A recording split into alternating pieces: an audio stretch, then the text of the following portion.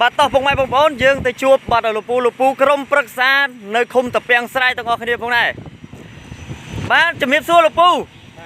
បាទលោកពូបាទមានតួនាទីអីនៅក្នុងឃុំតាពាំងស្រែលោកពូបាទខ្ញុំទាំងពីរនាក់នេះជាក្រុមប្រឹក្សាឃុំតាពាំងស្រែស្រុកកសាងខេត្តពីរយើងបាទហើយផ្លូវមួយខ្សែនេះស្ថិតនៅភូមិអីឃុំអីលោកពូផ្លូវមួយខ្សែនេះស្ថិតនៅភូមិរិចខ្លាំងភូមិរិចខ្លាំងនិងភូមិប្រាំងពីភូមិរបស់គុណបាទហើយលោកពូផ្លូវយើងហ្នឹងមានប្រវែងប្រមាណទៅតឹងប្រមាណជំរាបដល់ថ្នាក់ដឹកនាំនិងបងប្អូនប្រជាពលរដ្ឋឲ្យគាត់បានដឹងផងព្រោះថាផ្លូវនេះខ្ញុំមើលទៅតាំងពីដើមនិយាយឲ្យត្រង់គឺឃើញធ្លាប់តែឃើញ4ម៉ែត្រ5ម៉ែត្រដល់ផ្លូវនេះវាធំមែនតើលោកពូបាទចំពោះផ្លូវអភិវឌ្ឍនេះគឺលុយមួយតិចឃុំឆ្នាំ2025តែយើងខកខានក្នុងក្រុមហ៊ុនគាត់មាន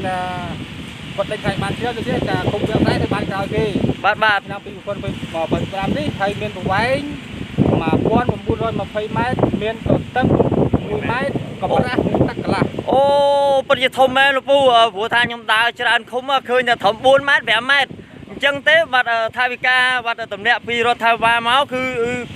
ទំហំវែងហើយក៏ធំទៀតអញ្ចឹងទេនៅក្នុងឃុំតាពាំងស្រែយើងមានអីបន្ថែមវាលើហ្នឹងនៅការអភិវឌ្ឍក្នុងឆ្នាំហ្នឹងលោកពូក្នុងឆ្នាំ2026នេះយើងដេញបានផ្លូវបេតុងតបយកពីនេះពីភូមិខ្លាំងទៅភូមិ1000ប្រវែងថាជា1000ម៉ែត្រជាងទៀតបាទច្រើនមែនទេអញ្ចឹងទេបាទនេះគឺជាការខិតខំប្រឹងប្រែងរបស់រាជរដ្ឋាភិបាលរួមជាមួយថ្នាក់ដឹកនាំភូមិឃុំដែលគាត់ខិតខំប្រឹងប្រែងដើម្បីប្រជាពលរដ្ឋយើងមានការងាយស្រួលនៅធ្វើដំណើរផងដែរអញ្ចឹងទេលោកពូបាទជាក្រុមប្រឹក្សាមានអ្វីថ្លែងអំណរគុណដល់ថ្នាក់ដឹកនាំរបស់យើងទេលោកពូបាទជាបឋមដូចជាតំណាងឲ្យឃុំខ្ញុំក្រុមប្រឹក្សាឃុំទាំងស្រែក៏ដូចជាប្រជាពលរដ្ឋនៅក្នុងឃុំទាំងមូលសូមថ្លែងអំណរគុណថ្នាក់ដឹកនាំដែលបានបាទដាក់ក្នុងកម្មវិធីវិនិយោគរបស់ឃុំទូទាំងប្រទេសក៏ជាពិសេសក្នុងឃុំទាំងស្រែធ្វើបានលទ្ធផលល្អប្រសើរនៅក្នុងឆ្នាំ2025 26នេះហើយ21នេះយើងដូចខ្ញុំបាននិយាយពីខាងដើមអញ្ចឹងយើងបន្តផ្លូវនេះរហូតទៅដល់ផ្លូវ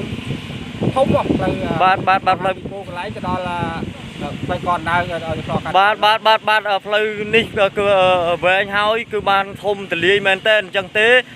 ជាចុងក្រោយខ្ញុំបាទរួមជាមួយលោកពូបាទសូមថ្លែងអំណរគុណម្ដងទៀតដល់ថ្នាក់ដឹកនាំបាទរាជរដ្ឋាភិបាលដូចជាបាទសម្ដេចបវរធិបតីផងដែរដែលគាត់ខិតខំប្រឹងប្រែងមិនថាយប់ថ្ងៃទេដើម្បីឲ្យប្រជាពលរដ្ឋងាយស្រួលនៅការធ្វើដំណើរយប់ថ្ងៃដូចថាយើងធ្វើដំណើរមកផ្លែតដល់មណ្ឌលសុខភាពមកផ្លែតដល់សាលាឃុំតែម្ដងមិនឲ្យពុកម៉ែបងប្អូនពិបាកតទៅទៀតទេអញ្ចឹងទេខ្ញុំបាទគ្មានអ្វីវែងឆ្ងាយជាចុងក្រោយ